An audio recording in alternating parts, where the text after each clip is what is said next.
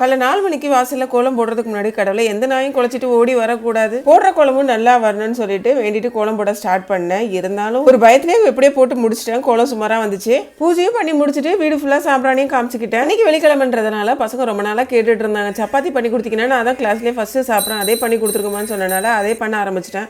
ஆனால் இடையில பார்த்தீங்கன்னா கரண்ட் போயிடுச்சுங்க. ரொம்ப கஷ்டமாயிடுச்சு. கடவுளே சீக்கிரம் கரண்ட் வந்துடணும்னு சொல்லிட்டு வேண்டிக்கிட்டே ஒன்று மிக்ஸி ஜார்ல போட்டுட்டு இருந்தேன். திடீர்னு என்ன சுற்றி ஒரு ஒளி வட்டம். நான் பேசுனது கடவுள் காலில் விழுந்துச்சு போல. உடனே கரண்ட் வந்துருச்சு. மிக்ஸி ஜார்ல சோம்பு, கிராம்பு, ஏலக்காய், தேங்காய், 5-6 பச்சை மிளகா, இஞ்சி பூண்டு பேஸ்ட் இருந்தா அது குழம்பு கூட சேர்த்துக்கோங்க. இல்லைன்னா இது கூட இஞ்சி பூண்டு சேர்த்து அரைச்சிக்கோங்க. கூடவே 1 டீஸ்பூன் பொட்டுக்கடலை, 5-6 முந்திரியும் சேர்த்து அரைச்சிக்கோங்க. வெஜ் ஹோட்டல்ல எல்லாம் ஒயிட் குருமா பண்ணுவாங்கல்ல, அந்த குருமா தான் நான் இப்ப பண்ணியிருந்தேன். பேன்ல சோம்பு, கிராம்பு, ஏலக்காய், பிரிஞ்சி இலை போட்டு தாளிச்சிட்டு வெங்காயம், கருவேப்பிலை, தேவையான வெஜிடபிள்ஸ் எல்லாம் போட்டு வதங்கினதுக்கு அப்புறம் அரைச்சி வச்சிருந்தோம்ல தேங்காய், அதையும் சேர்த்து தேவையான அளவு தண்ணி, உப்பு சேர்த்துட்டு கடைசியா கொத்தமல்லி தூவி இறக்கிட்டா சூப்பரா இருக்கும். சாரி கட்டிட்டு 2 வீலர் ஓட்ட முடியாத காரணத்தினால் காஸ்டியூம் மாத்திக்கிட்டு குழந்தைங்களையும் ஸ்கூல்ல கொண்டு போய் விட்டுட்டு வந்துட்டு மதியானம் லஞ்சும் பண்ணிக்கிட்டேன்.